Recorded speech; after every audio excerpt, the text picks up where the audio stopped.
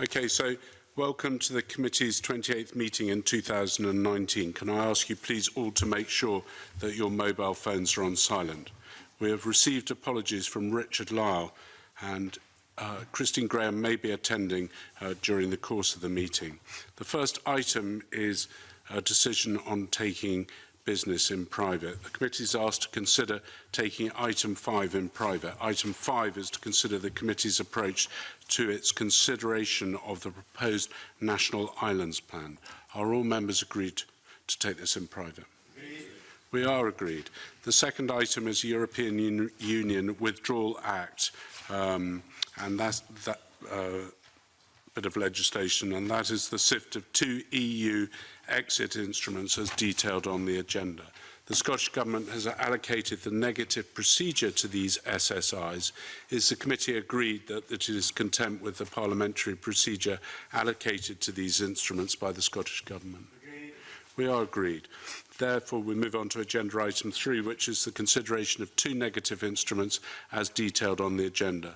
I would say to the committee that no motions to annul or representations have been received in relation to these instruments.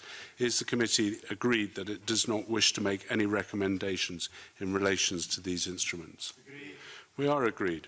Therefore, we can move on to agenda item 4, which is the implication of Brexit for the fisheries sector in Scotland.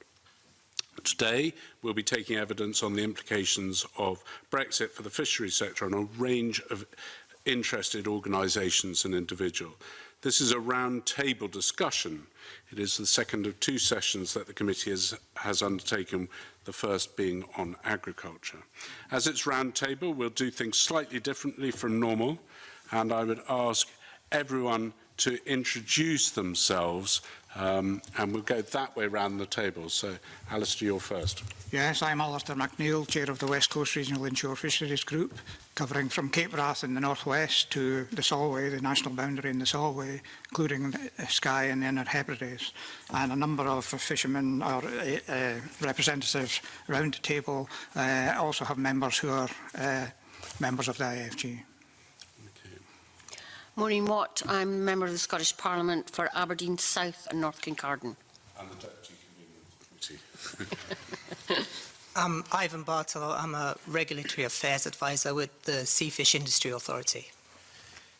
Angus MacDonald, MSP for Falkirk East, but also hail from the Western Isles, so a strong interest in fishing.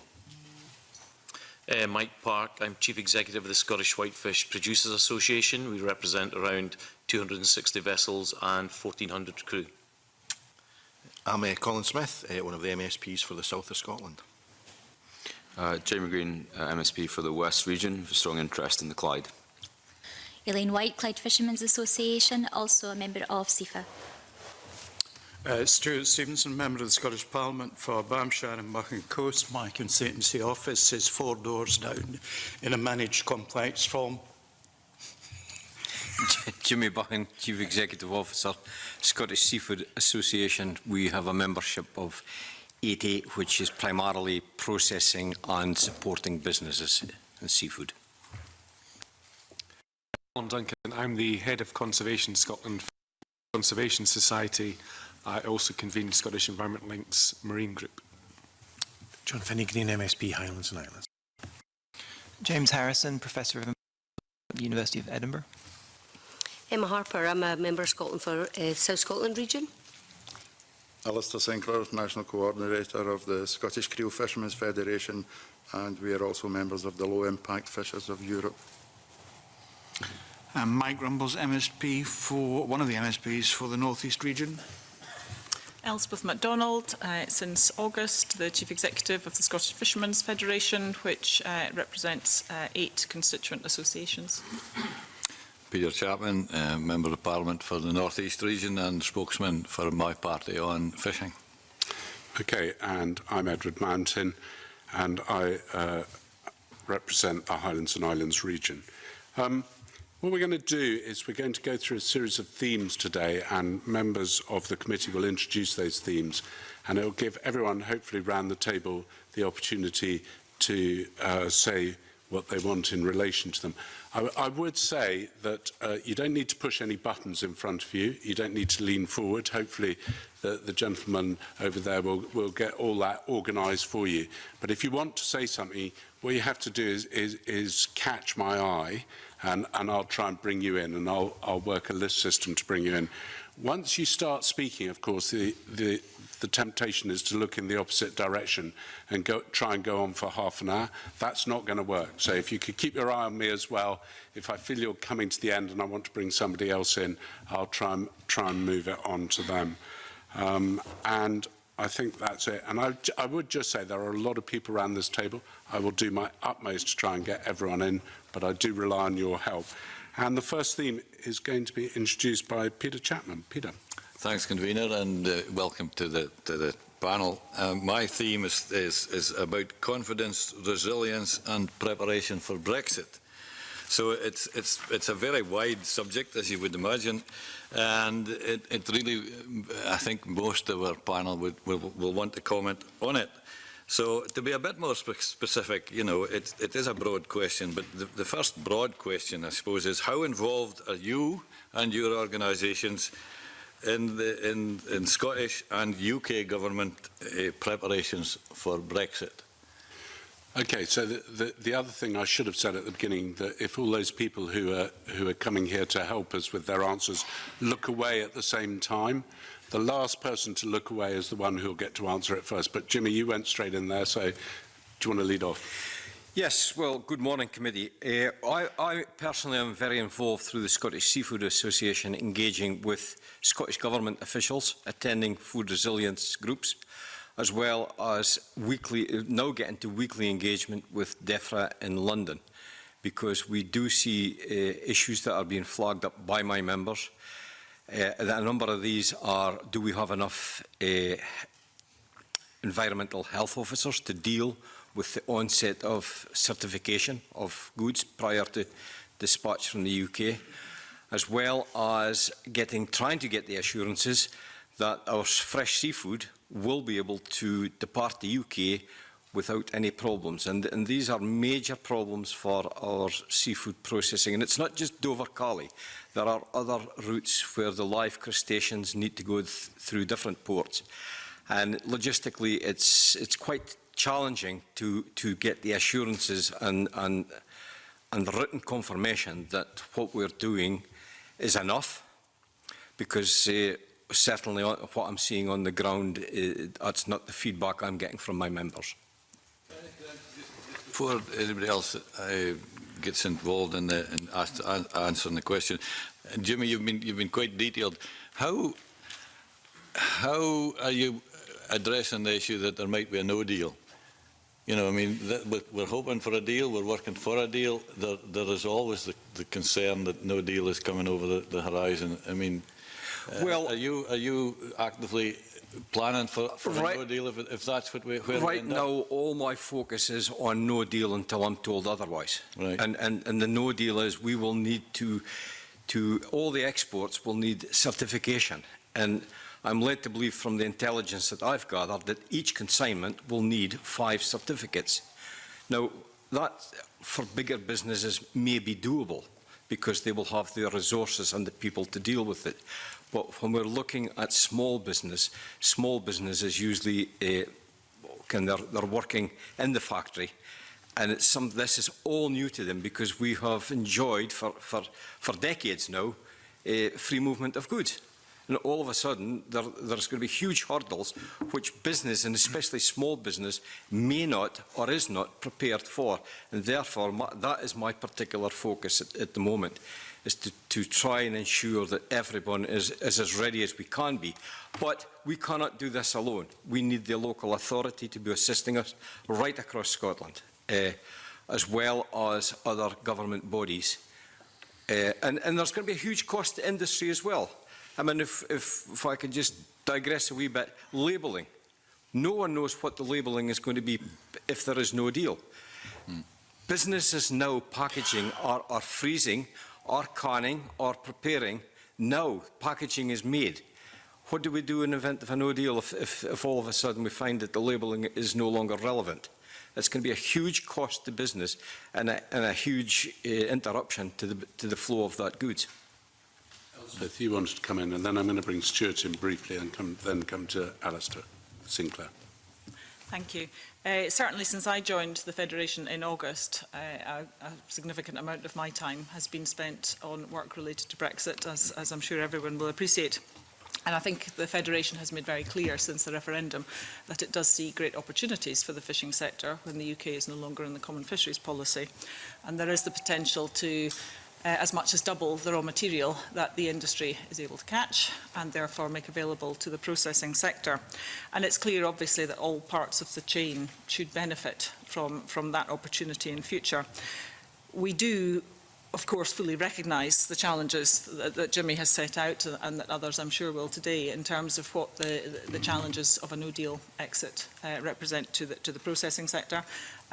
We absolutely see these and are working hard with Jimmy and others as much as we can to address these.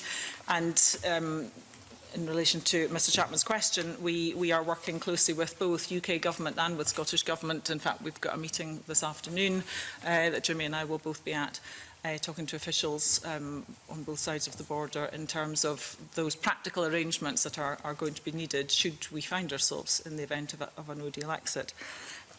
However, I think it's important that we absolutely recognise, and we all recognise those challenges in the short term, but we also look at the opportunities that there may be in the longer term and the real opportunities for the whole supply chain to benefit from those. Okay, thanks, Elspeth. Stuart, you wanted to come in briefly. I just, like others, received a briefing from Aberdeenshire Council Environmental Health. Says it's now anticipated EHC numbers, that's the certificate numbers, may well be numbered in the thousands as distinct from the hundreds per week initially anticipated. Very real risk this level of demand could outstrip the capability of the service to deliver. Much will depend on the anticipated DEFRA online application portal being functional in early stage, ideally by 31st October. But this appears to be a forlorn hope. And I just wondered if colleagues round the table were able to provide any update on the DEFRA preparedness for the industry making the applications that they will have to make on health certificates, because that's what the Council are saying to me and to others.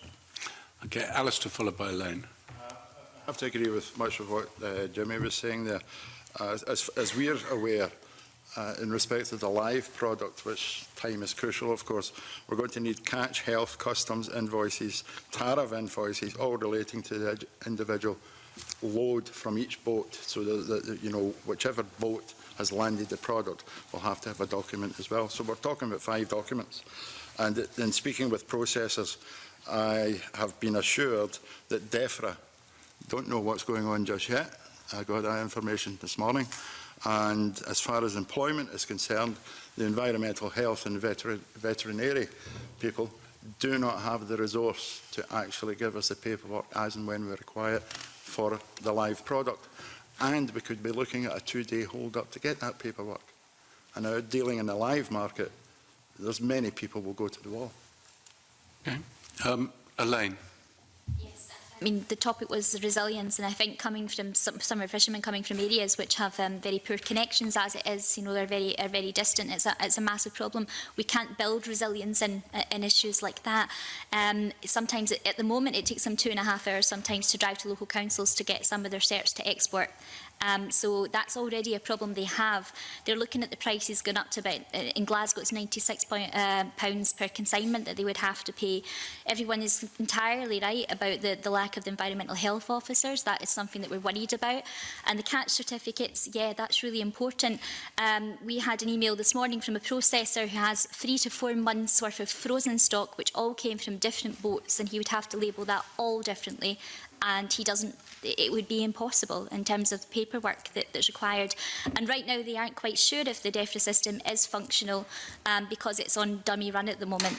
So just echo everything that Alistair has said, it's very, very concerning.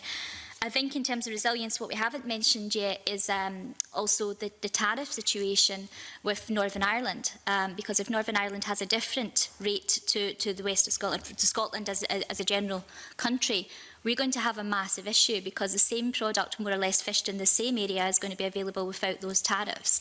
And I think processors mainly feel that people may go towards the Danish market or the Irish market or even the Argentinian one. So this is a massive issue. We still don't know about Bitport status and their capacity to deal with the amount of product that's going to go through as well. Also, the thing that we have always been worried about is direct action and mitigation against direct action, because even if we had everything in place, we do feel that there may be some kickback in terms of people stopping lorries, those types of things, and that could be catastrophic, because our fleets are family boats. They do not have the resilience to be tied up for 3 or 4 weeks. We will lose a lot of people. Okay, Peter, you want to come back in? Yeah, just to investigate that a wee bit more, Elaine. I mean, I have heard that there's plans to set up central depots where one lorry can be filled from various processors, 2 or 3 or 4 processors can fill that lorry, and that would only need 1 certificate for the whole lorry, rather than a certificate for each consignment. And the lorry would then be sealed, and it could go straight across the border and simplify a lot of the problems that you've highlighted and Jimmy has highlighted as well. I mean, where are we on that? I mean, I've certainly heard that that's well on the way to being put in place, but what's your thoughts on that? We had a meeting with Fergus Ewing on Friday where this was discussed about a central hub being in Lanarkshire, but there's still a massive amount of capacity issues there as well, and we're still having the conflicting advice that each different boat will have to provide its own catch certificates as well. So it won't, particularly for this, you know, said he's got lots of frozen stock that came from various different boats, to go through all that would be impossible. So we're still overly concerned about it. It's not something that we've written off yet as a solution being found. I would just like to highlight that there is a hub being set up at Larkhall, sorry, and I think it's going to help alleviate some of our problems, but it's being run by DFDS, which is great, and we encourage and applaud that, but that doesn't solve the problem for independent operators, because DFDS does not have the interest of independence at heart, being that they are a trader themselves. So there would be a conflict of interest, I feel, if one company, he had to choose between certifying his own wagon as opposed to a competitor's wagon. So it doesn't solve all the problems, but there may be capacity in there that can absorb that. But I feel that we maybe need something else elsewhere in Scotland, because if we're trying to put everything through one hub, it may not be able to cope, especially at peak times on pre-Christmas. So that is a real concern for me and my members.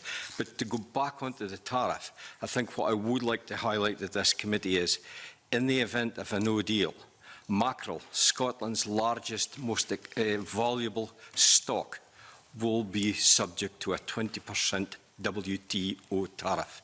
Now, Scotland's processors will not be competitive against Scandinavian processors in a global market. That is a fact, it's a reality, and it's something that we've got to be very aware of. We are going to be displaced, and our fishermen may be forced to land out with the country. So there's a real risk here, and it's something that I think we need to be very aware of. Right, there's a whole heap of people queuing up to come in. So, Maureen, you wanted a supplementary on that, and then I'm going to bring in Ivan. Yeah, my understanding is that Scottish businesses applied for 680 permits. That's hauliers permits, but have only received 48 so far. So, Jimmy and others, are you saying that DFDS are the ones that have mostly got those permits then? And, you know, talking about landing elsewhere, what proportion of the catch of Scottish boats at the moment is landed abroad? What's the percentage? Jimmy, briefly on that, because I want to bring I don't have the exact figures at hand, but if we're looking at Larkhall would be facilitating quite a lot of the fresh salmon produce, which is really important to the Scottish economy. But I think for the whitefish being landed, the wild-caught fish, the bulk of that is landed and processed in the northeast, and therefore it's leaving the northeast. But weather can be very instrumental as well, because if there's going to be bad weather going down the west coast or into England, then sometimes our northeast lorries will take the east coast route to avoid any weather. So again, putting a hub at the wrong place logistically will not always be in the greater good of the industry. Okay, Ivan, you want to come in? Yes, so at Seafish we've been collecting government advice and collecting advice from industry as well, and putting it together, bringing out the seafood-related parts of that advice and putting it together. And we are aware that there will be problems with export health certification simply because there aren't enough certifying officers. The hub model we were involved with as well. And it's true that it's not going to be a solution for everyone.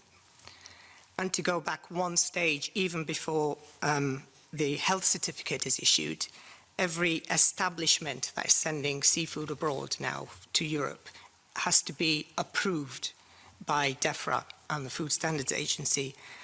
And not every one of these establishments reaches that hurdle where they get to be approved. So, for example, some of the exporters aren't even physical buildings. They are just lorries that are collecting live shellfish, for example, to be sent abroad.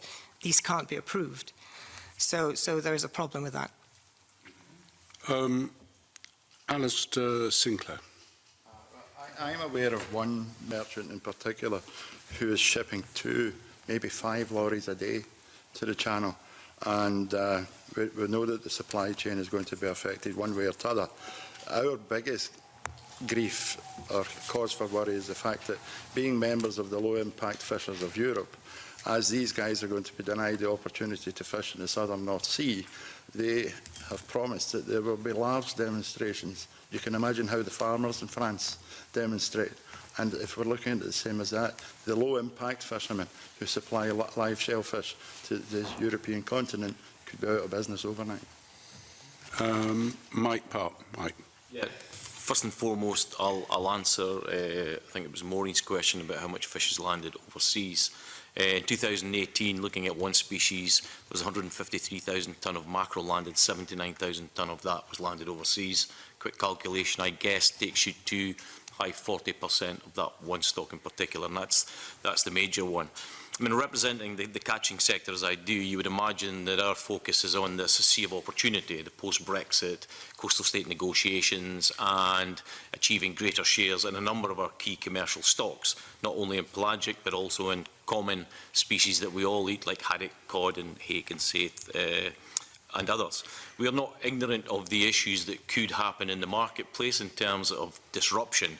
I fished for 30 years, and even a big snowstorm and the increased time of getting fish to the Channel used to reduce the prices by 20–30%. So we're all aware of the distortion that that creates. I guess the big problem for us is not so much the tariffs, but it's the non-tariff barriers. I think Alistair just mentioned about disruption at the Channel. I was part of the Scallop War negotiations last year, and we can all see what happens there. It doesn't take much to trigger an incident. So we're all aware of that, and I think it's useful that we keep an eye on it. But in terms of my sector, you know, our confidence is in the post-Brexit situation and negotiating additional shares over years and indeed new fixed shares. That said, we do understand that there will be some hiccup as we come out, although we would hope that that hiccup is not so great that it disrupts businesses and creates business failure, because I think at the end of the day, no one wants to see business failure.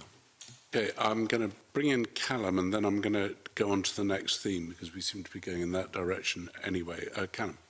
Thank you for inviting me. To answer the first question, we're engaged with the Scottish Government's Rural Marine Stakeholders Group discussing Brexit, and MCS are also members of Greener UK, so having discussions with DEFRA at the UK level in relation to all this. Obviously, our concern is whatever the outcome, we don't want environmental standards to drop. For all its flaws, the CFP has improved the sustainability of stocks, going from over 90% overfished in 2005 to around 40%. So whatever new arrangement comes in, down the line has to be at least as good, and we would look for the opportunity to improve on that. But the theme of this section being confidence and resilience, and I appreciate we have to deal with the immediate, but we also should be aware at this committee of the implications of the recent climate change reports, including the Ocean Emergency Report last week, where we're looking at an ocean ecosystem that's losing resilience. The ocean's absorbed over 90% of the extra warming since 1970. The surface layers are becoming stratified, nutrients depleting, oxygen levels are depleting by as low as 3%. So what I would urge is somewhere in the committee to be thinking about urgent planning for this sector in relation to achieving a net zero fisheries sector as well. And we need to increase our ocean resilience in order to keep receiving the benefits the ocean provides in terms of seafood as well. So we need that wider context, I think. And that probably actually sort of neatly leads on to the next theme, which Jamie's going to lead off on. Thank you, Convener. Good morning, panel. My area of discussion I'd like to look at is around access to waters and post-CFP environment. And when I say access to waters, I wonder if we could look at this in two distinct areas. One is Scottish vessels accessing EU waters, but also foreign vessels accessing our waters. And I think we should do it perhaps in the context of where we are. We've had this conversation perhaps many times before, but it seems to be that if we're looking at a scenario where we do leave the EU and not move into a transition period or any continuation of the common fisheries policy, where does that leave us? So can I open it out to the panel where they see, Elspeth, if you're going to come in, I did have some specific questions for you, so maybe I could park those aside, because I wanted to ask you some questions about your organisation's view on a post-CFP environment, but I wonder if I could do that after we talk about access to waters specifically.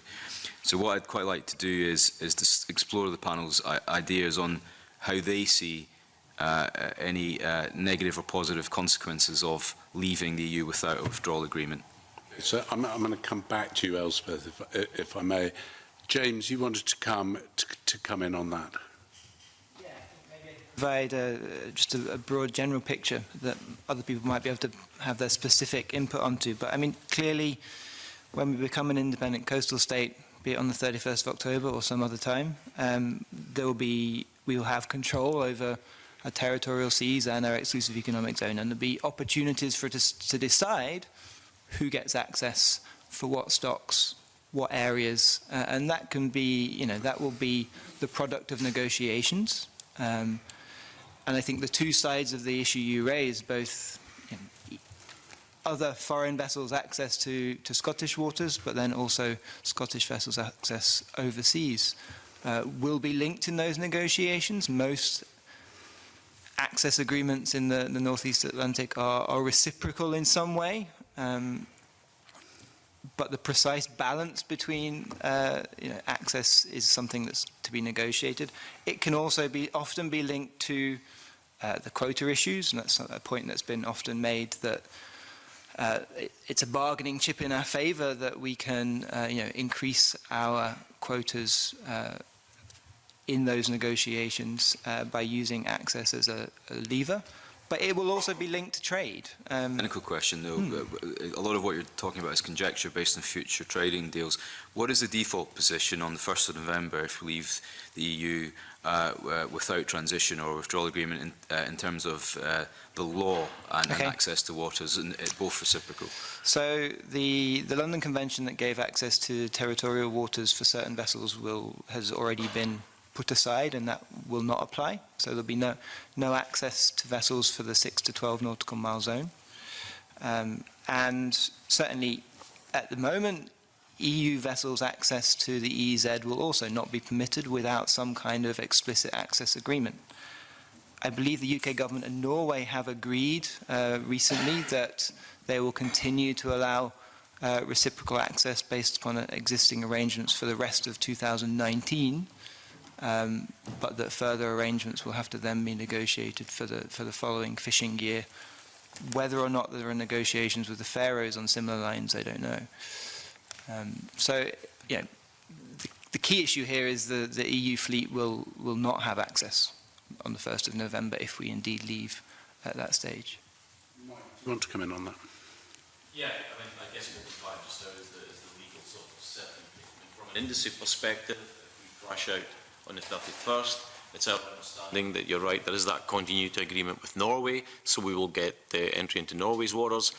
As it stands, there is no continuity agreement with the EU, and unless that's in place, then we would have to remain outside EU waters, and similarly, they would have to remain outside our waters. Immediately, we would enter into what we class as coastal state negotiations, where the UK would be a coastal state in its own right, along with the EU, along with Norway, and along with Faroe, although these may be in bilateral or trilateral discussions. And it's during these discussions that we would then negotiate a level of access for the following year, which would be 2020. These could be protracted discussions, or there could be short discussions, I guess, and that would be dependent on the enthusiasm to reach a deal within the room. What we do know is that access will feature large in those negotiations. That is pretty much our trump card, and in some cases, access for EU vessels or whatever other vessels will be determined by the amount of opportunities they have to catch in our waters. That's a very sort of simplistic sort of view on it, but as far as industry is concerned, this is a binary thing. You know, once we're out, it's our waters, we negotiate access for others, and it's as simple as that. Obviously, there's legal sort of stipulations through UNCLOS and other sort of international agreements, but for us, it seems relatively simple. Maureen, you want to come in briefly, and then I'm going to come to you, Elaine. Will these negotiations simply be about access to waters, or will it also include access to markets? Because if we've got no market, there's no point. Mike, do you want to come back on that? It's our position that fisheries negotiations should not be attached to any trade agreements, because if nothing else, that takes away from our right to negotiate what I would class as a sensible and reasonable deal. It's always been the industry's position that fisheries negotiations should be about fisheries, although we do understand, you know, in discussions between Norway and the EU, trade issues are aligned. But it's our position that we do not want to see that, and we've been resolute in that position since everyone started discussing Brexit. James, I'm going to bring you back, and then I'm going to come to you, Elaine. I'm not forgetting you, don't worry. I understand that's your perspective, but clearly the EU perspective is these are fundamentally linked. They were linked in the backstop. They have been linked historically in the EEA negotiations. So I think there are many precedents that are going to be in place here that we're going to be pushing against if we're trying to get the position that Mike just explained. That's the challenge. Elaine, you wanted to come in on that? Yeah, just to pick up on that as well, I think it's hard to say there's an industry position because everybody's views have been varied since the beginning. We've always accepted practically that while they may not be linked, trade and access are going to be a practice. There's going to be a practical negotiation there. It's going to be an ongoing thing. So to totally disconnect them in the practicalities of how business is done is probably going to be a little bit difficult. I think we have to acknowledge that. My chairman went to Iceland at 14 on his first fishing trip, on one of the distant water fleets that we had leaving from the west coast of Scotland. We don't have that so much anymore, and I do see that in the long term there may be opportunities, depending on how we manage access to waters, to see opportunities all around the coast for different types of fishing boats if we can get by the hurdles that we've mentioned before, which are intense and very great. Most of my fishing members did not complain an awful lot about the EU access to them. Well, some of them in the West Coast would complain about the Spanish boats, which in fact could be UK boats who were technically Spanish but under a UK flag. Landing an awful lot of monkfish or megrim, and they couldn't land anything. So that was, of course, frustrating for them. But I think domestic policy was something that probably has impeded a lot of coastal communities more than this deal. What is concerning us is if this quota does come back in, extra and new quota are two different things. Quota coming back in through the FQA system means that it will just go to who owns it as a percentage at the moment. And that means that it's going to be really difficult for new people or coastal communities to get that benefit unless it's top sliced, etc. So they may be disadvantaged by that in a sense. Although we respect any investment that anyone's made up until now, we understand that investment's been made, but what comes in through the FQA system we feel should be looked at very closely. When we talk about distributing up to 50% of the quota to coastal communities, that they're talking about that being from swaps that comes in through negotiations. What worries us is that there's going to be a lot of French, Spanish, various other international people who are going to be misplaced or displaced from the areas that they're fishing now. And that means that they'll be looking for the same types of stocks that a lot of coastal communities may have a possibility to go to.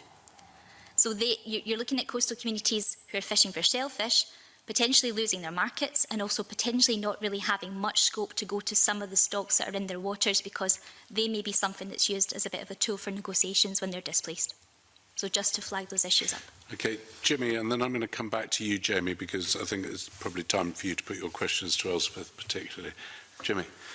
Well, it was just to highlight, although things are very political, I don't see a market as being politically driven. A market is about a buyer and a seller at the right price with the right product. And therefore, I think the market is there. Scotland's seafood is the best in the world. And I think we're in a great position. Regardless of who our market is, yes, our natural or our nearest market is very close to us. But I do go on to say that we've got great seafood, and I think we should not be drawn in politically of where the market is. People are the market.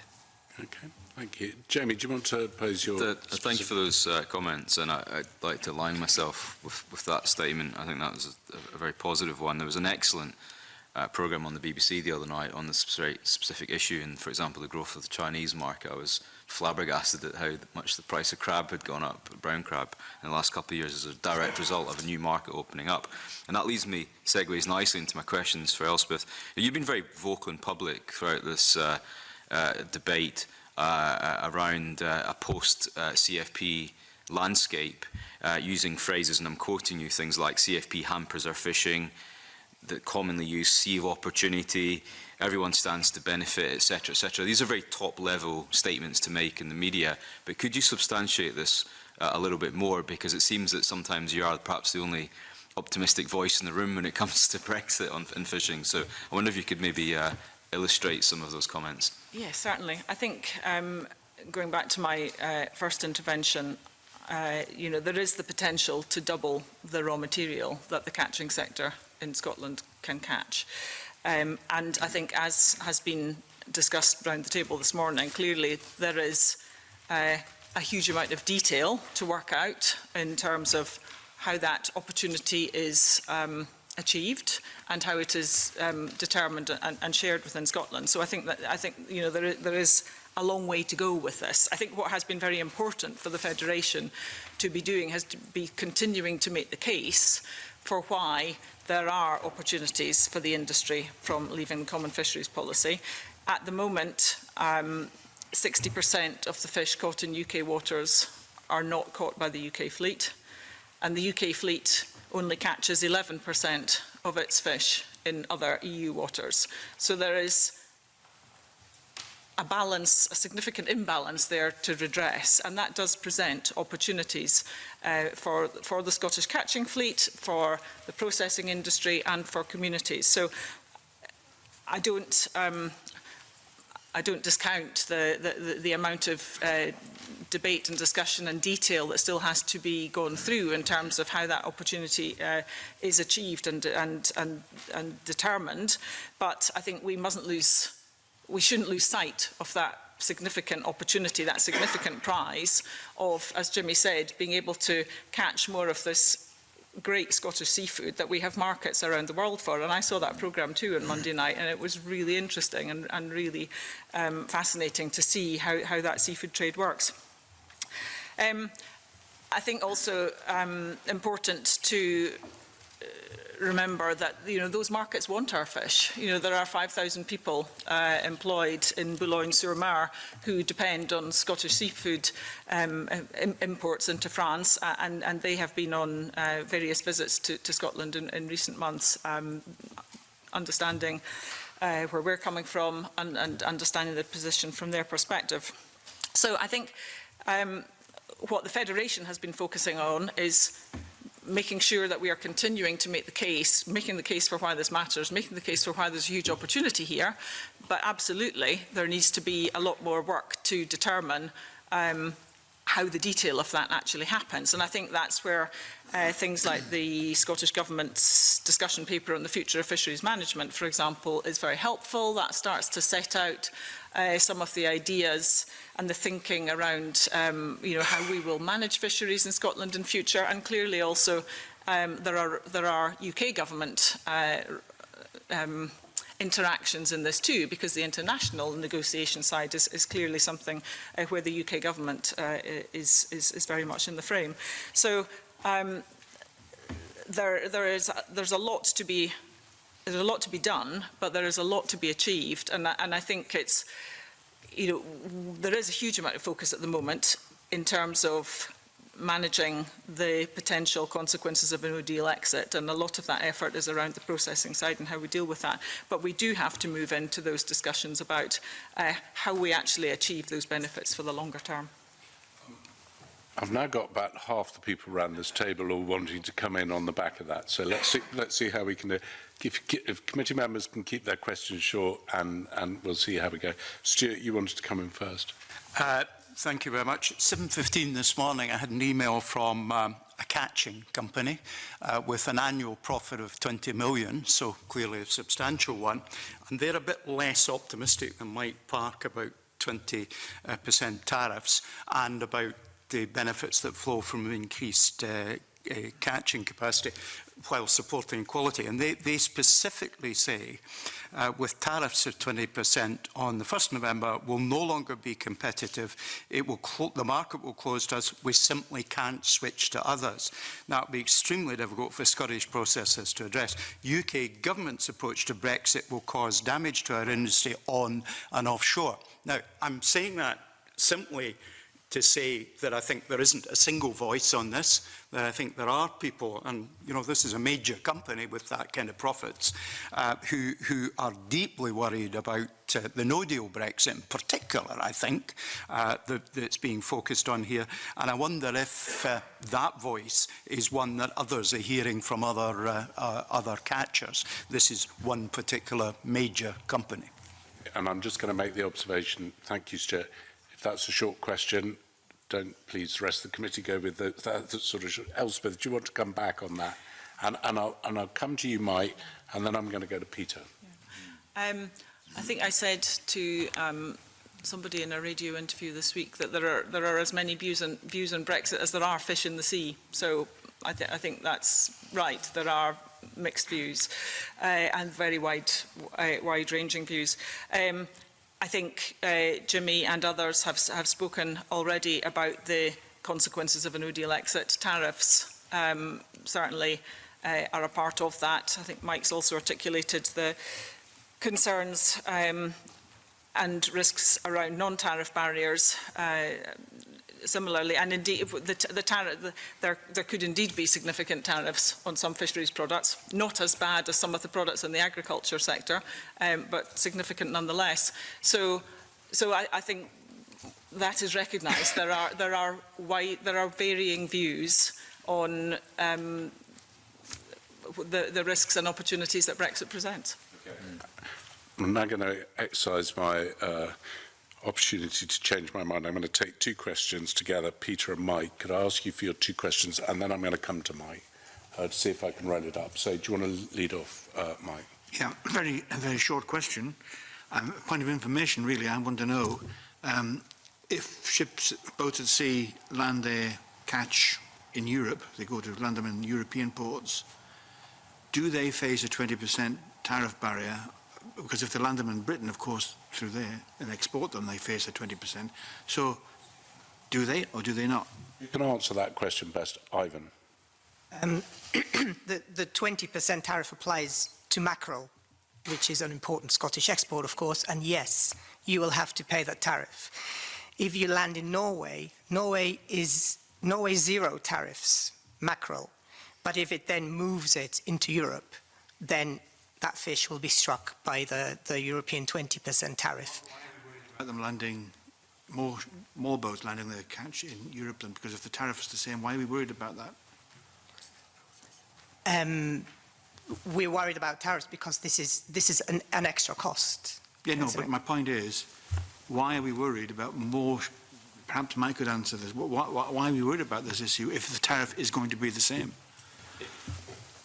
I mean, Mike, yeah, I mean, I'm assuming processors are going to start sort of putting their hands up.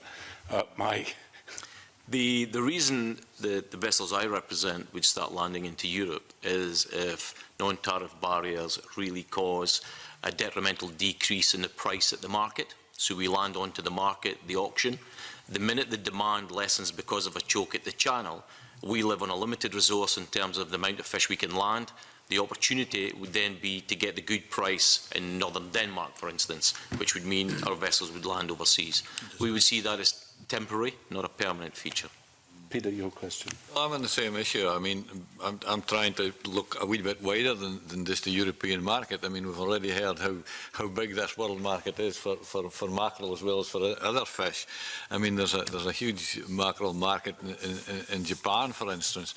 I mean, is the focus going to go much more worldwide rather than the focus being on the European market if we do land in this situation of 20% tariffs? I mean, how easy is it, my question I suppose is, to shift these mackerel, if we're looking at mackerel, somewhere else to another market, which may even be a better market? The brown crab is showing exactly that. It might be a better market than what we're focused on now. How easy is that to do?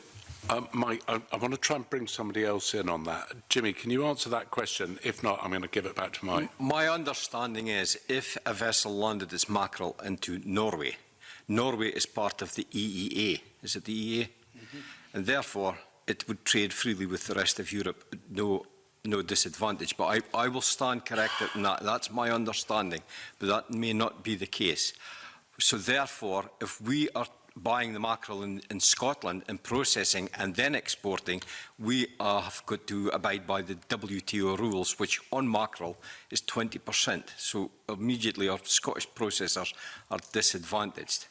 But there are two scenarios. There's one where commercially you're driven to a better market, but there's also the risks involved if we cannot get the assurances that our seafood for fresh fish.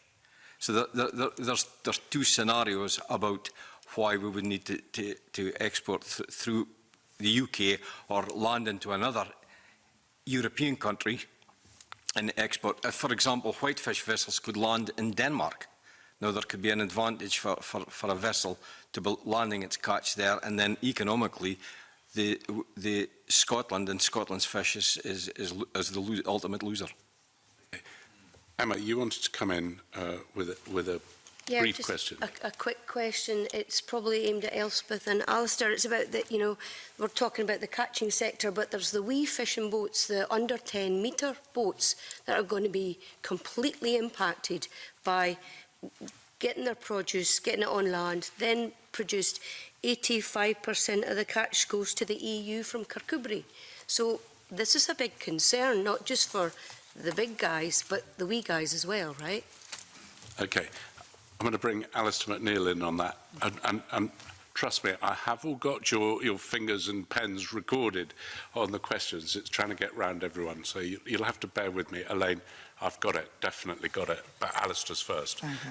Yeah, thanks for that last point, and also to pick up on Stuart's point. You mentioned Kirkcudbright. Kirkcudbright is the 6th largest port in the UK with respect to monetary value of landings for scallops. So it's a significant port, and the point you make is very relevant. I represent a lot of small one-man fishing, if you like, one-man vessels down the west coast, often from very fragile communities. And the point that Stuart made with respect to the example he gave about the company, I think he said about 20,000 or something, these guys probably aren't making as much on a day-to-day basis, but their main concern is the fact that they could lose their fishing stock, if you like, the live catches, the shellfish that they catch, if that market goes for some of the reasons that we've already discussed, either through delays in transport or the need to get certification, etc., then they would have to try to diversify. But this is where the problem lies with them at the present time. They cannot diversify because they cannot get quota. We've been trying this in one area. I might have been trying it in the Solway, for example, and it's extremely difficult for them to get quota at the present time. Also, a lot of the boats are small vessels. They can't steam very far, so they're restricted to fishing within the areas around where they live.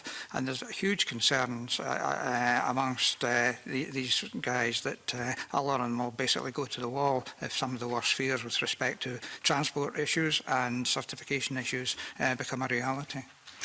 Thank you. And I'm going to ask the next three. It's going to go Mike, Elaine, and then Callum. If I could ask you to keep your answers as short as possible. Yeah, that's difficult because I had 3 answers to give you for 3 questions and I haven't got in yet with them. But can I go back to the first point that Elspeth made? I mean, we are a constituent member of the SFF, and the point that Elspeth was making about who catches what in our waters, let me give you an example here. Norway catch 85% of the sustainable harvest in the waters. Iceland catch 90% of the sustainable harvest in the waters. We get 36% of the fish in our waters. So there's a clear imbalance there. And we make no apologies in the catching sector for setting out our positions through debate, because other areas are setting out their positions. And the difference is that I understand we have a potential gain. Those in the inshore that don't get an allocation which is subject to international negotiations have nothing to gain in that part. So we get that, but we make no apologies for emphasising our position in the debate, because if nothing else, it balances that debate, and we should never fear debate. The other point about international markets is, and it's something that no one's mentioned here, the Scottish industry is very much focused on sustainability and sustainable practices. It's very much focused on quality of product. And we don't fear selling that into the international market, because if it is a quality product and it is sustainable, then people will receive your product. Because in the case of Nephrops, I think Scottish Langoustine, I think something like 60 or 70% world supply comes from the UK. So we're not really that concerned about it. Stuart referred to an email that he had received from a company that made 20 million. I don't know what company that is. I can make assumptions. That's a vertically integrated company who in one part is making a point in debate to Stuart, but the other half of that company is lobbying to get a bigger share of the resource when we come out. So I guess, you know, the company's got a decision to make. Thank you. Catching sector. Stuart, Elaine, if I may, and then Callum. Yes, and Nephrops, the tariff would be 12%. And when you're talking about small family boats, medium-sized boats in the coast, that is an extra on coast, which is quite substantial. I think what you might see is some boats looking to land in Northern Ireland if they do have a different setup. And I think you will see infrastructure and communities suffering for that.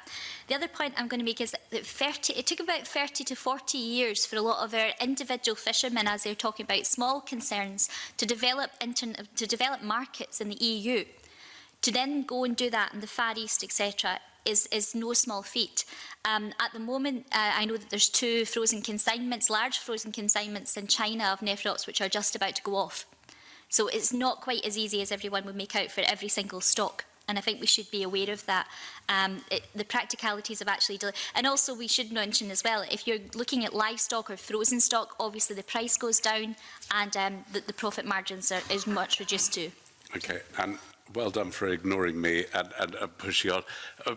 Sorry, I'm conscious I've got so much to get through. Callum, you want to come in, and then we're going on to the next theme. Yeah, thank you. It was in response to the original question about access, and our concern is that whatever the arrangement is post-EU exit, is that the environmental standards in Scottish and UK waters are high, and that any boats getting access should be operating according to those higher standards. And just to pick up very briefly on my theme from before, the concern is that by every measure of environmental health and biodiversity health, that we have, we're failing. We're going to fail good environmental status targets, sustainable development targets next year, and the intergovernmental report on climate change identified, along with climate change, overfishing being the biggest driver of biodiversity loss at sea over the last 40 years. So the opportunity, though, is making fishing sustainable within environmental limits,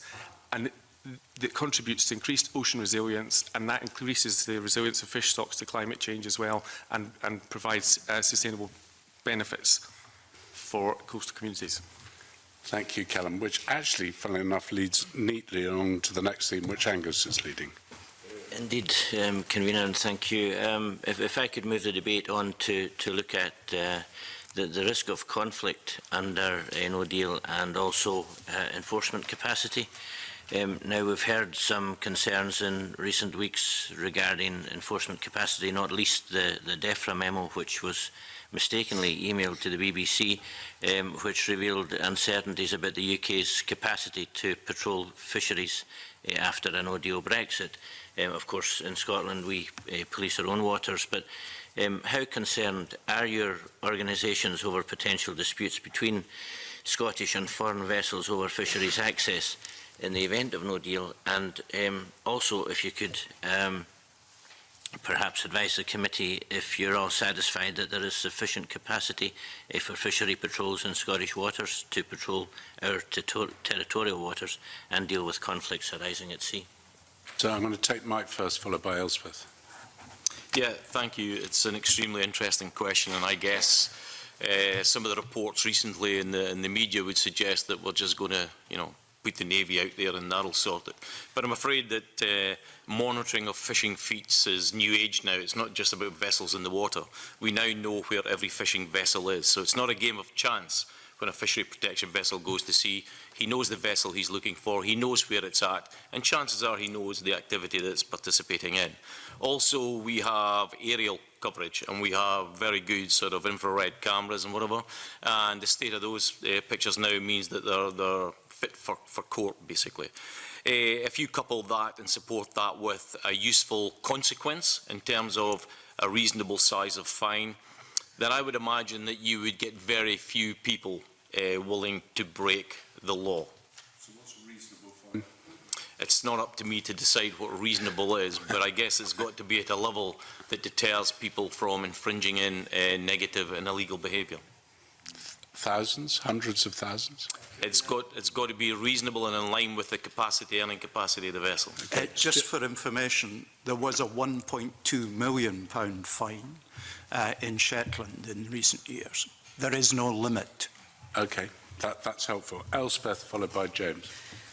Yes, just in additional to the points that Mike made, the European Commission has been a strong champion against what is known as illegal, unregulated and unreported fishing. So Member States are expected to exemplify that behaviour and not undertake fishing that is illegal, unregulated and unrecorded. So we would fully expect that in the event of a no-deal exit, that the European Member States would continue to meet that requirement. And I think just on that matter of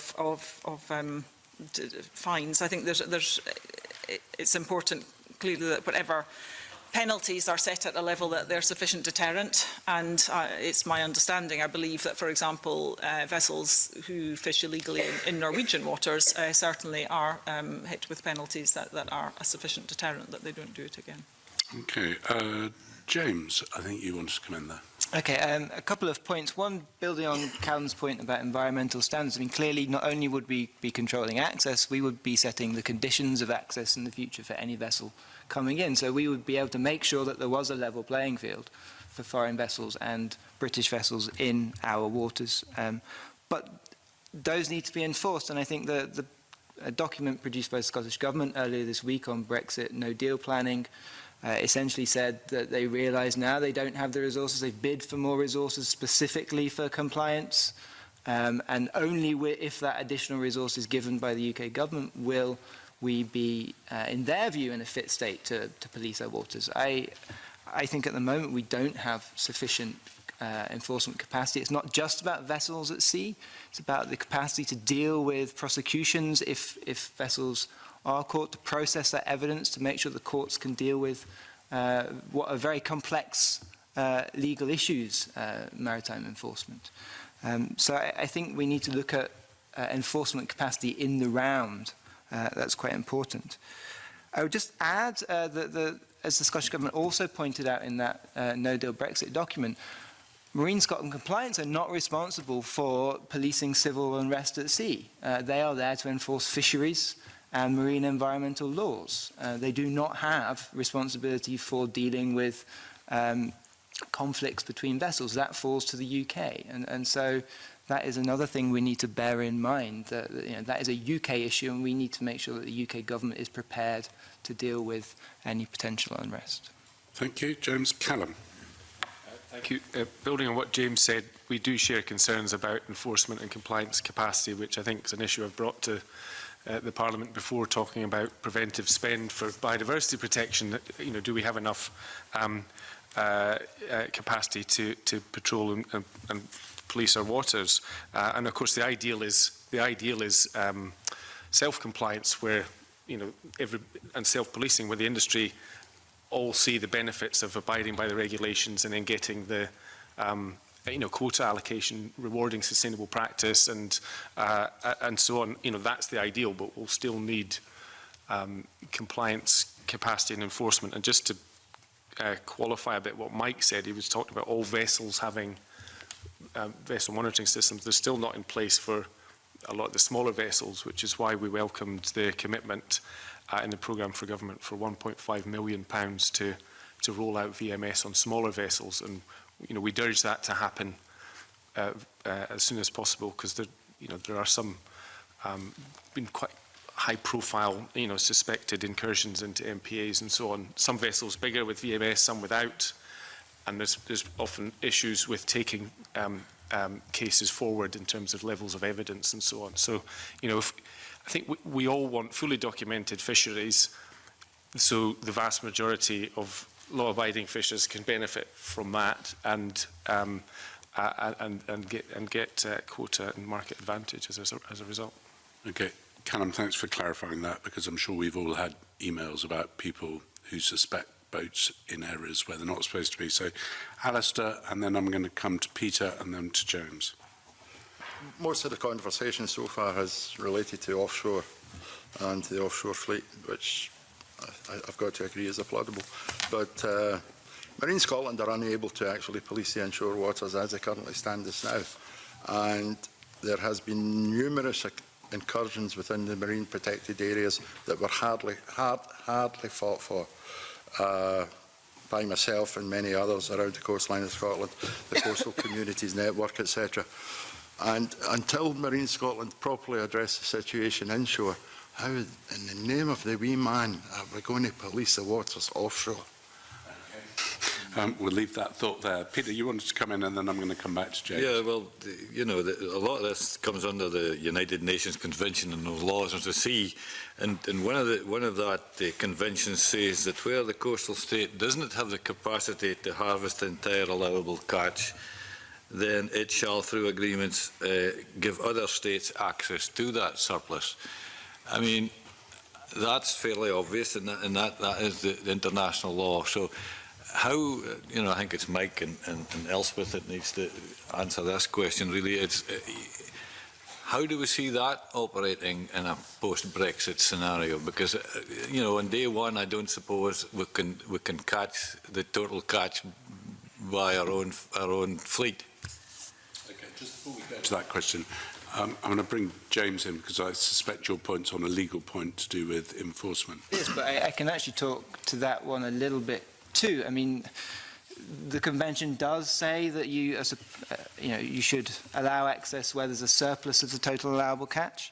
There is significant discretion, and it's recognised in the convention, about how high you set the total allowable catch, how you calculate your own harvesting capacity. So, we're not talking about very rigid legal rules here. But I'd also emphasise a lot of the stocks we are talking about are shared stocks. And, you know, some of them, the management units might be completely within our own waters, but for many, they're transboundary in nature. So there's going to need to be some kind of cooperative arrangements in setting total allowable catches for many of these stocks. That's something we might get onto later. I want to emphasize what Alice said about the inshore. It's true there are significant challenges in policing inshore at the moment, and I think with Brexit there will be really strategic questions about how we allocate enforcement capacity throughout our waters. Even the inshore is about to get more complicated because there are proposals for many more management measures for for MPAs to be put in place very soon, proposals to increase management measures for priority marine features. All of those will also need policing, but we still have the same enforcement capacity that we've had for the last 10 years before all of these new regulations were brought in. So we need to make sure that enforcement keeps up with regulation. One final quick point on VMS. So, you know, I agree with what Callum said about the smaller vessels aren't required. But even the foreign larger vessels, VMS data is sent to the flag state. And at the moment, we benefit from cooperative EU arrangements where we can access that VMS data because we are a member state of the European Union. My concern is, after Brexit, we will not necessarily have that VMS data for foreign vessels, so how will we know where they are? So just on the inshore fisheries thing, I mean, to say that, I mean, I'm sure that's a question that the Cabinet Secretary will be asked when he comes forward, because it was a bill or a suggested bill in the government plan for business, I think. So I'm sure the committee will ask that, and I think it's an interesting point. Mike, I'm going to come to you, and then I'm going to come back to Elspeth. Just to pick up in the latter point, I mean, in terms of seeing where vessels are, for me that's about conditions of access. So everyone sets their conditions of access. So one condition would be that they are visible to the coastal state, which is the UK. So I don't particularly see that as an issue. Sorry, what was the original question, Peter? What was the about if there's surplus that you can't catch with your own fleet? Yeah, I mean, what we should understand in terms, and I'm going to be clear here about the fleet I represent, which is some inshore but majorly offshore fleet. There is a huge amount of latent capacity in there in terms of our ability to catch more fish. So we don't see that as an issue. But I think what we should understand is that as we move into a post-Brexit situation, we're not going to get everything at once. This is going to be a generational shift through negotiation to get to what we would class as new fixed shares. So within Europe just now, you have what you call relative stability. Everybody has a fixed share based on history.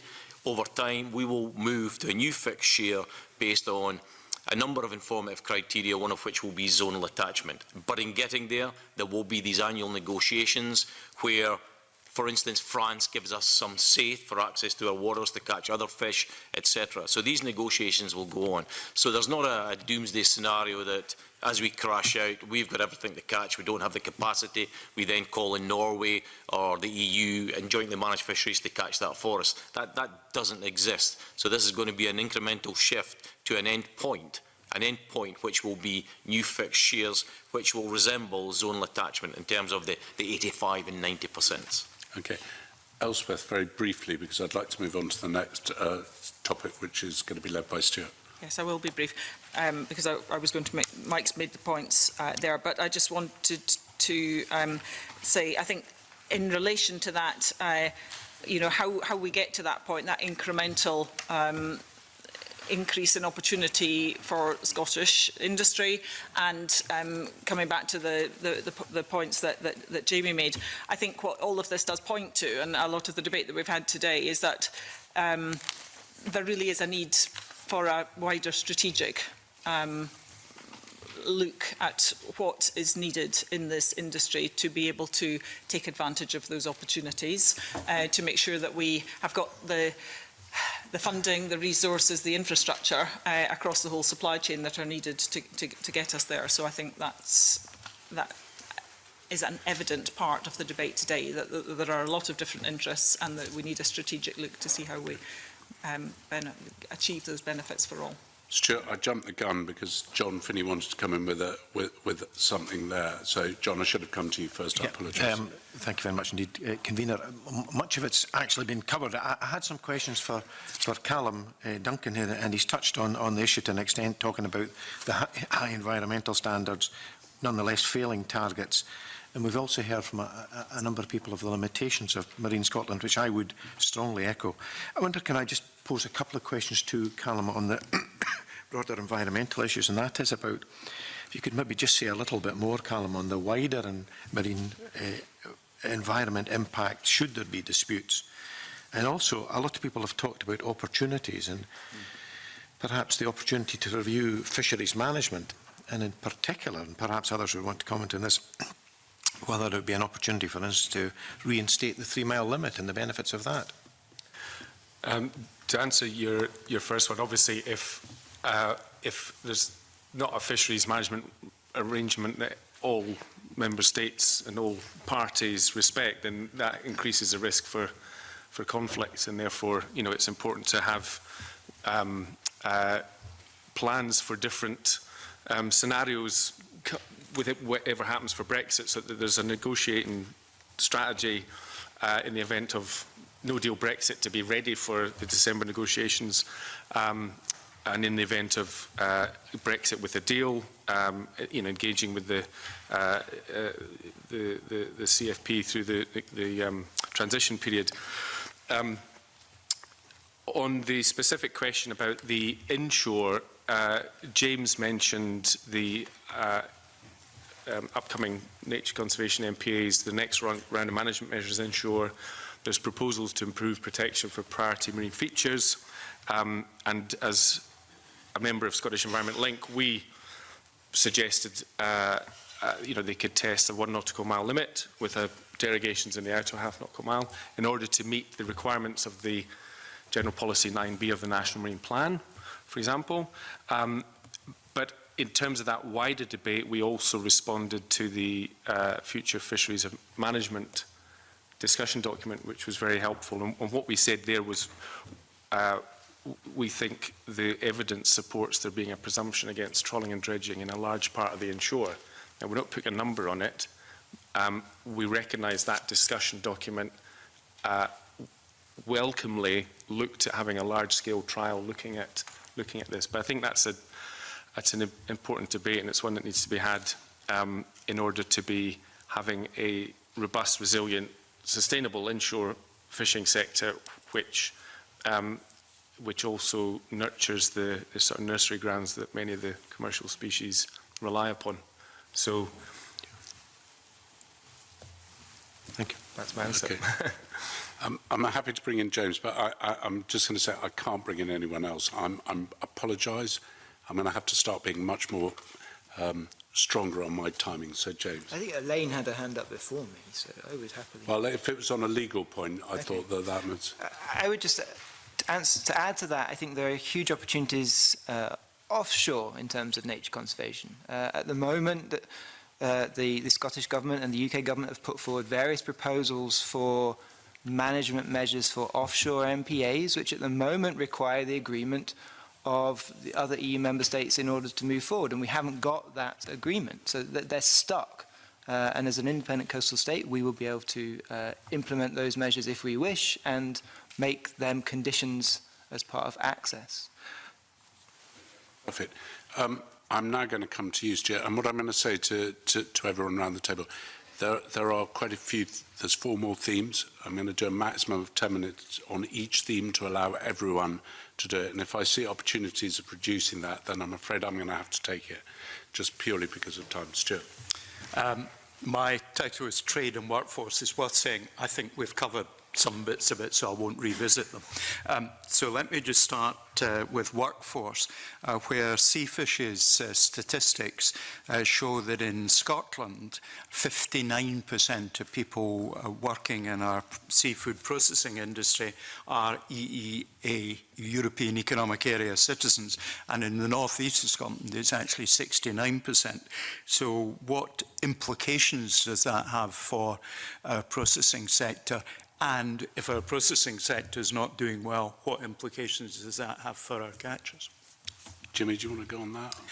Well, I think it's a very good point that Stuart has made, and it's one that is of great concern to the processing sector. It's one that we have been quite vocal on for quite some time. If we are leaving the EU, then we need to find an alternative route for employees or people who want to work in the sector. As he rightly has reported, 70% dependent in migrant EU workers, and they are leaving daily. Now, it may not all be due to Brexit. We have got to accept that there is a currency exchange rate.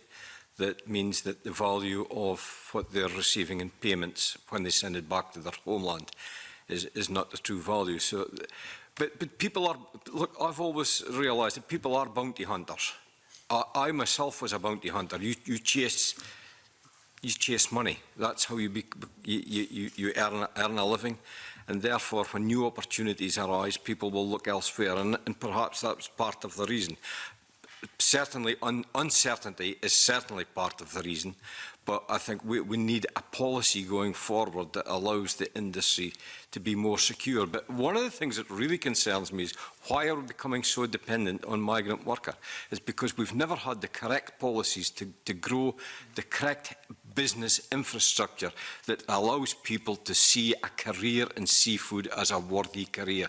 And that is possibly where we need to look at going forward. Instead of putting a sticking plaster on what we've got, we need to look at what do we need to put in place to make this a sound industry.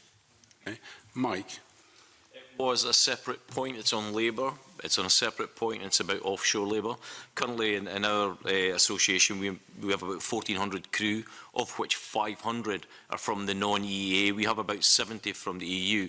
But of the 500 from EEA countries, we bring them in a transit visa, which means they have to stay on board the vessel all the time. They get up to the shops or whatever, but they're not allowed rest periods on shore, etc. And all these vessels that get access to non-EEA crew in a transit visa have to operate outside 12 Mile. That then disenfranchises those operating in the west of Scotland within the Isles from that sort of pool of workforce, which is not right. We've had various communications with immigration down in London and indeed with the Scottish Government, and I would ask anyone here who can exert any influence to actually continue to support us in trying to get non-EEA crew from Sri Lanka, India, Philippines, Indonesia, Ghana through a visa route rather than a transit visa route. I agree with everything that Mike and actually Jimmy has said as well about the stability, and I would urge people to look at Denmark's Become a Fisherman scheme, which has been very good. He had the same issue as us, and I think particularly in areas of depopulation, it's very hard to get local crew. We can change that, but it's how we approach it. And I think as well when we're talking about who we get to, we've lost EU crew at the moment from some of our boats because they've been concerned about what's going to happen in the future, and it's worth flagging that up, but also worth flagging up the mental health of some of these fishermen, because we are very pro-balance when it comes to the environment, but we're also pro-balance when it comes to maintaining communities. And actually somebody mentioned the PMF consultation which came up last week for the first meeting, which is massive and would involve closing a lot of the inshore. Our fishermen found out about that on the day last week, and we've got Brexit approaching. We can only take so much, and if we're talking about resilience of fishermen, it's just, recognising the time that we're in and working towards a balance of outcomes for everyone. Do you have a follow-up question? Because you may bring it in now, and then we can bring Elspeth. I've got one more question in this section, which I think would cover the section. I'll just make the observation the fishermen's mission is vital in supporting our foreign fishermen, and I hope people continue to support it. The other one where I think there's a little bit more to probe on is on just our preparation for the paperwork and the effects of the paperwork. We've had 5 bits of paperwork. Somebody else told me 6. It's a big number either way. And I just wonder, the delays in providing paperwork, which I think the Council in Aberdeenshire is indicating are likely, what's the effect of that going to be and what are the costs? I heard a figure, I think, of £95 in Glasgow. I think the Council in Aberdeenshire is 75 at the moment, and looking for it to be 42 as the number goes up. But more to the point, will we have to give priority to live exports of fish, and what will the knock-on, you know, if we can't do all the certification at once, are we going to have to do the live exports first, and what's the wider effect of that? Now, there's quite a lot in that, and I rely on you to keep us down. Elspeth, do you want to come in, and then I'll go to Jimmy, and then Alistair Sinclair. Thank you. Yes, the question was asked initially about implications for catchers in relation to trade and workforce. So I completely support Jimmy and others in terms of we must have a viable supply chain. That's as important for the catching side as it is for the processors. And we've tried to work with the processors in terms of making representations to government, both UK government and Scottish government, in how critical this is. And I think it comes back to my point about, whilst there are certainly things that have to happen in the short term if we find ourselves in a no deal exit, but there is something about a longer term strategic look at what the industry needs to be successful going forward. This industry has the potential to catch significantly more raw material, bring significantly more value to the Scottish economy, but we need to make sure that we've got the infrastructure right to support that. On the point of prioritising live exports over other things and all the paperwork requirements that might be required in the event of a no deal exit, I suspect those issues are geographically separate. So others may want to comment on that, but I suspect it is more likely to be some of the West Coast, Argyll and Bute, etc., where the live export requirement is greater than, for example, in the North East. So I think it's a more complicated picture than just simply having to prioritise resources. I think it's a question of where those resources are to actually undertake those tasks. Mm-hmm. Briefly, Jimmy and Alistair. Very briefly, live exports is very problematic because you are transporting live animals. And therefore sealing of transports, which is possibly part of the law, we don't know yet, means that you can't tend the live animals, and it's important that you know the water temperature, the right air temperature. So it's been very logistically very hard to do. And as Elspeth rightly said, live export is traditionally does not go Dover-Calais. It goes probably Portsmouth into France, a different route. So again, is there border inspection posts at the other side? Are there people in place to be able to receive high volumes of live crustaceans? Because again, all of this is just free flow at the moment. A lot of issues on the other side. And I would just like to, again, to put to this committee, the live crustacean market for the UK, or not for the UK, for Scotland is worth 100 million. So it's a very significant part of our rural community. Alistair Sinclair. There's very little need for foreign labour to work within the creel and dive sector within Scotland. Many of the young fellas in the villages around the coastline find working on a creel boat as a very attractive proposition compared to standing on a boat, tearing tails off of prawns, etc.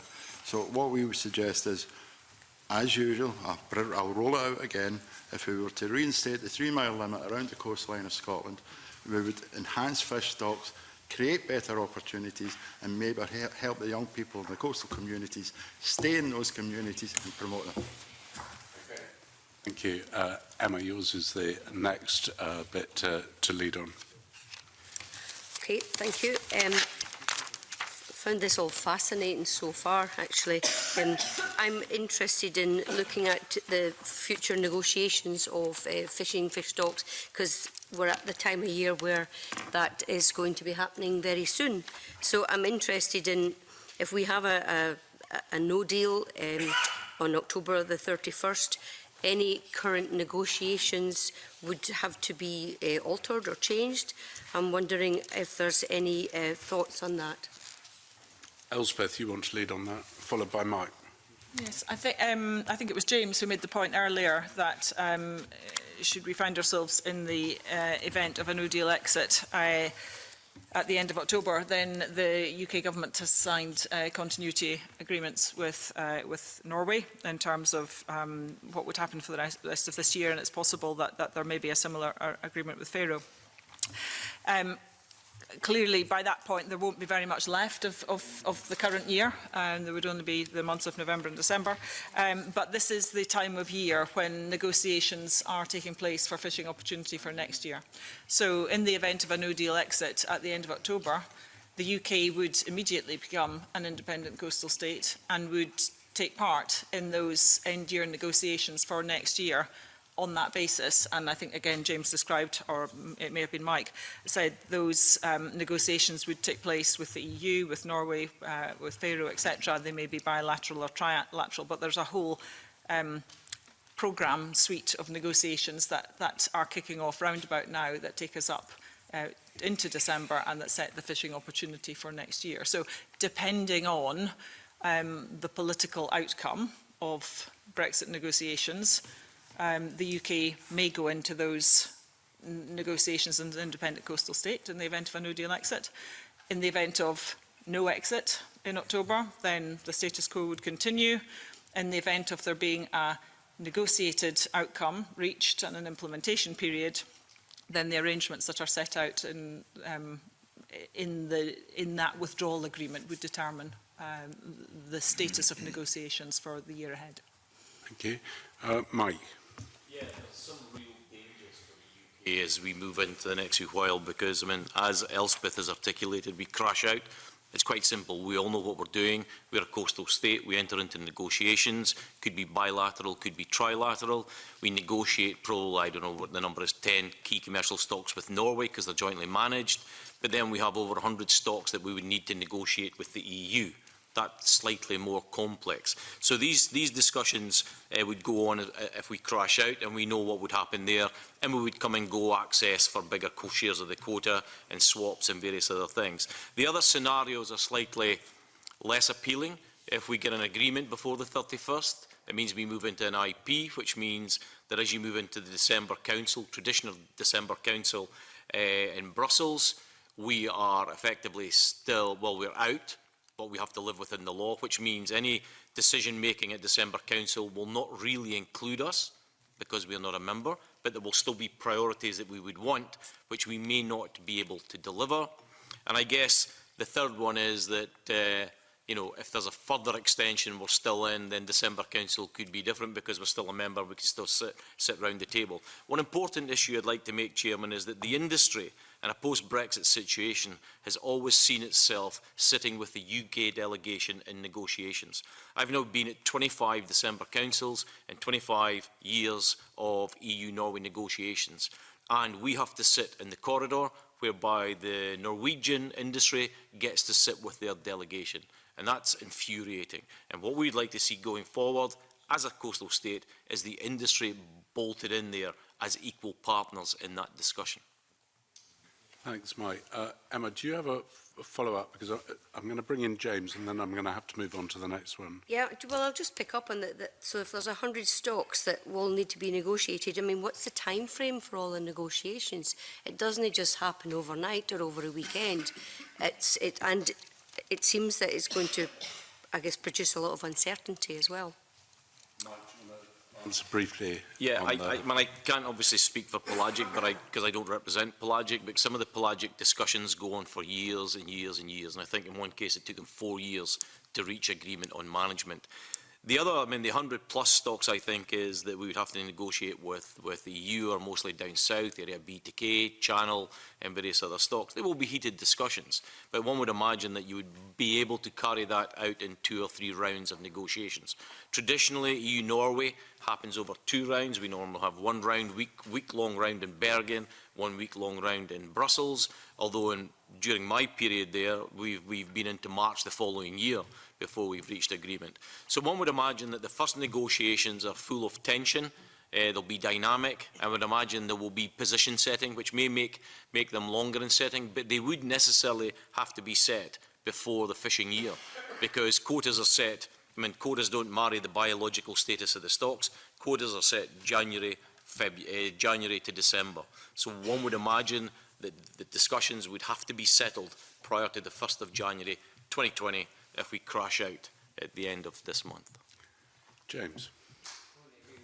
Point. There will be an urgency to deal with these things. I think we need to distinguish, though, between those stocks where there are existing processes, and actually this is particularly the pelagic, where there are annual coastal state consultations involving all coastal states, that then feed into processes at the regional level, particularly through the North East Atlantic Fisheries Commission. And in a sense, the UK will have to slot into those. There are long-term management plans for many of those stocks already in place. So, you know, there are established processes. For the shared stocks with the EU, we're going to have to create this stuff from scratch. These have never been shared between two coastal states, so to speak, before. So, you know, there's going to be a lot of work in establishing the institutional framework. Will we need there's a EU-Norway fisheries agreement that kind of governs the relationship there? Are we going to need a UK-EU, a UK-Norway? There's lots of things to be thought about in a very short period of time here. Okay. I'm afraid I'm going to have to go on to the next theme, which is Colin, you're leading this. Thanks very much, Convener. I just want to turn the discussion onto the issues of common frameworks. If we do find ourselves crashing out on the 31st of October, it's pretty clear that the UK Fisheries Bill is not going to have passed through the UK Parliament by that time, and I wonder if any panel members have got any views on what the implications of that bill not being passed by the 31st of October will have on the industry. And the second point is, I'm keen to know what UK-wide common frameworks are necessary to ensure effective fisheries governance after we leave the EU, if we should, of course, leave the EU. Okay, very briefly, Elspeth.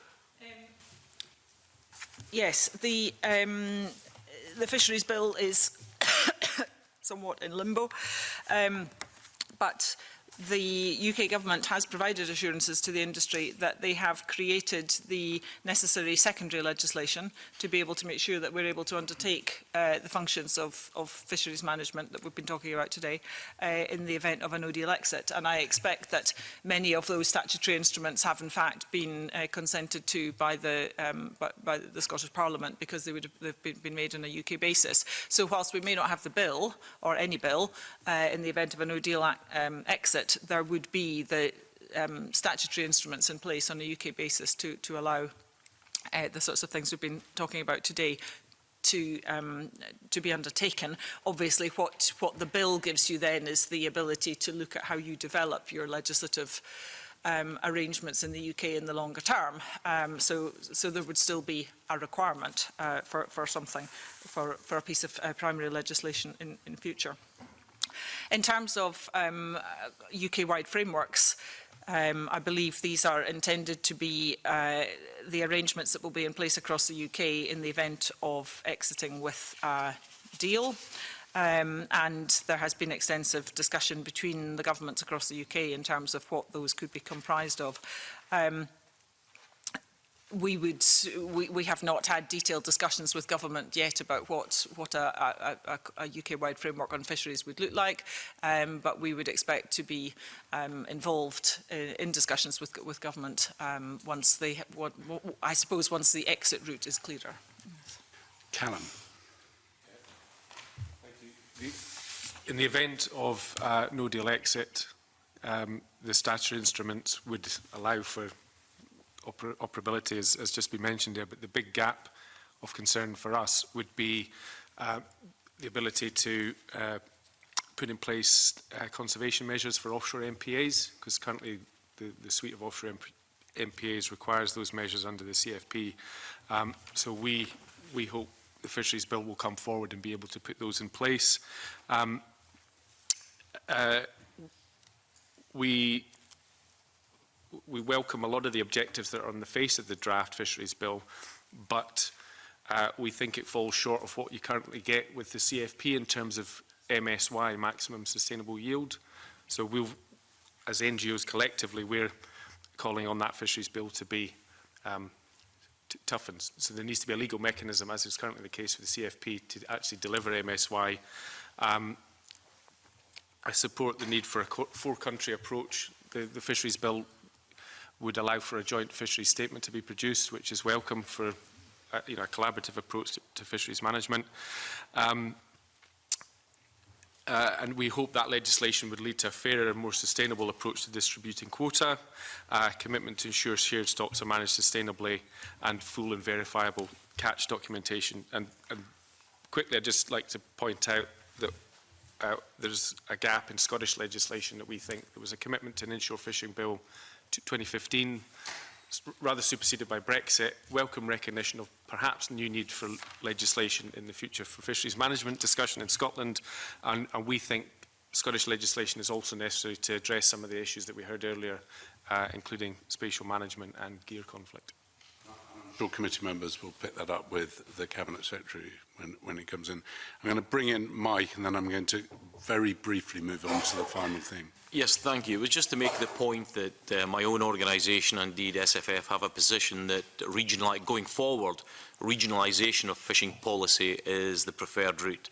The UK was very much in favour of regionalising fishing policy within Europe, and within the UK, the Scottish industry, or in terms of the SFF, my organisation, are very much in favour of regionalising policy.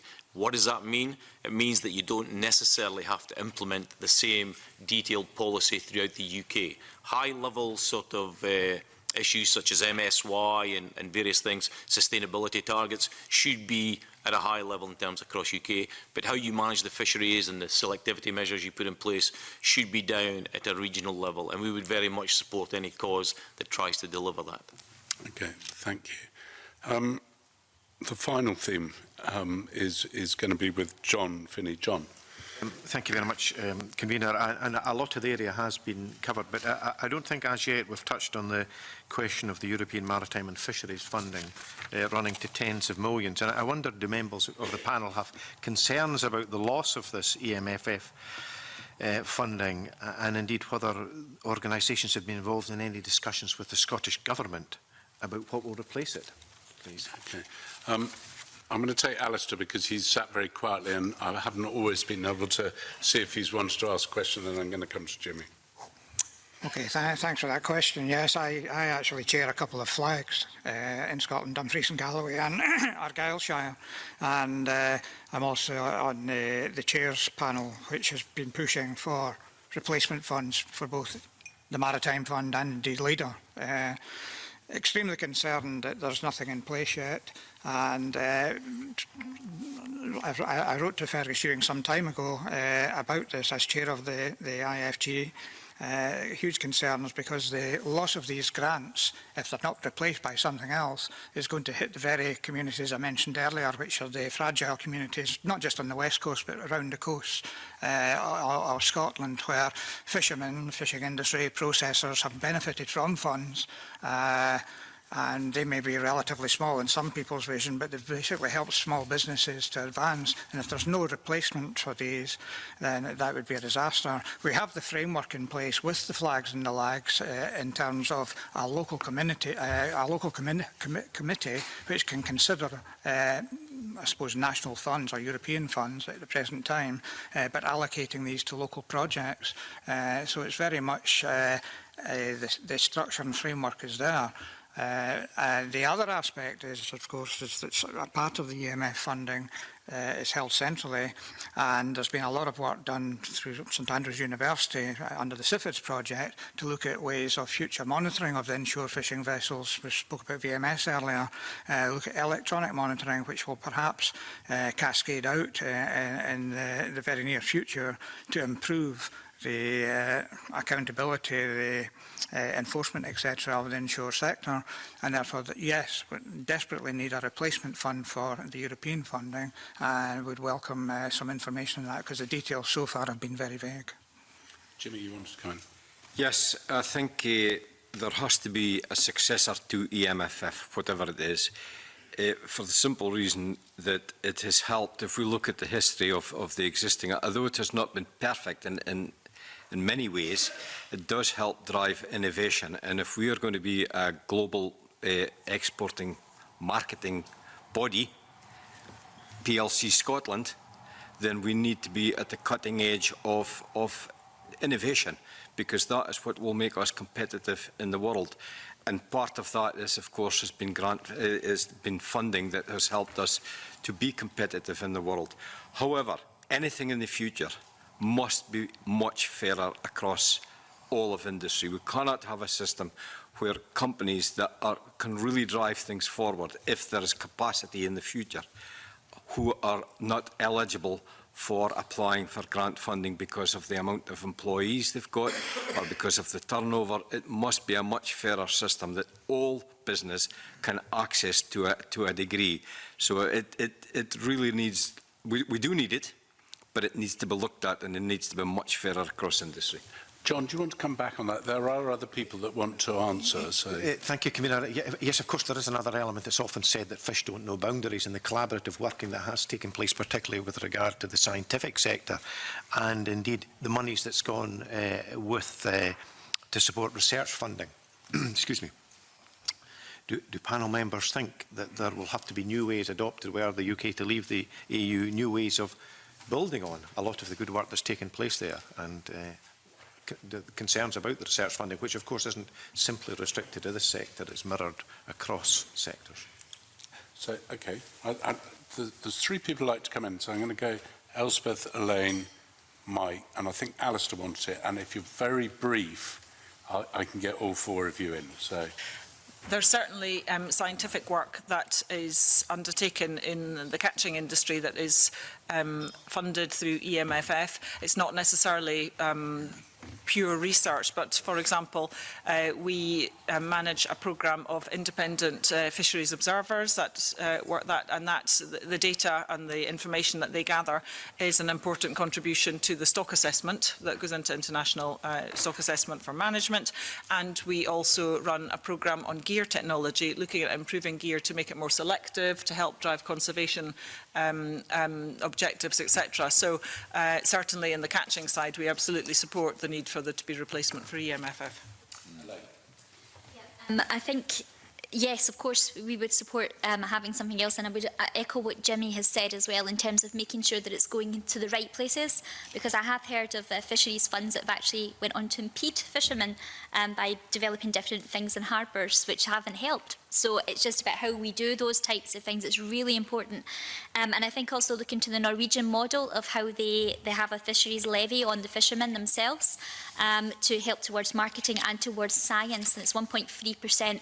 I don't know any fishermen who wouldn't be willing to contribute to that if it meant there was neutral science which was developed and it helped us all in going forward, and that's really what we need. Thank you. Mike? Yeah, I guess as an industry, we've never really favoured EMFF funding for building new vessels or anything, because we always viewed it that if you had to wait on Monday morning for a cheque coming in for a subsidy for your business to survive, then you had no chance of surviving. And I guess as other industries have suffered as a result of that. What I would like to say is that we would like to see MFF continued in some form in the onshore sector, because we are only as good as the onshore sector is in terms of strength. I would fully support what Elaine said in terms of industry-funded science. There is a couple of caveats there. That has got to be mandatory. And there should be no taxation without representation, so there should be fishermen on the board to see how the spend and that is created. But like Elaine, when we toured Norway, I asked every sector the same question. You must hate this. This is a tax. And every one of them said it's the best tax we pay. So we would like to get ourselves into that position. But there is still a big debate to be had in Scotland about the issue of industry financing science. Alistair. In inshore waters, we cannot keep supporting damaging methods of fishing.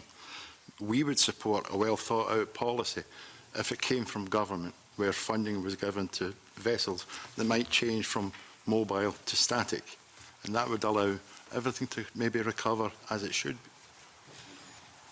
be. Callum, if you were very brief, you indicated, and I shook my head in no. If you were brief, I'll give you the final word. Oh, thank you. Just to show some common cause with the discussion there, and welcoming the idea of having levies that can help support innovative development and science, because there's lots of good examples, CIFIDs we've heard about, and I think we all want fully documented fisheries, and you've got a sort of blockchain where you can source it right through to your supermarket. I think that's something that we could all welcome. Okay. Wow, time's gone quickly. Thank you for everyone who came and joined this discussion. I have to say, I think in my whatever it is, three or so years as convener. It's been the most difficult one to convene because I felt that I was shaking my head and saying no to rather a lot of people when they wanted to come in. I apologise if you feel that's the case. I hope you've all had a chance to put what you wanted across. I am, however, going to have to ask you very rudely to leave the room as quickly as possible because we need to go on and discuss another matter. So while you leave the room, I'm going to suspend the meeting, ask committee members to stay in place so we can go into private session. Thank you.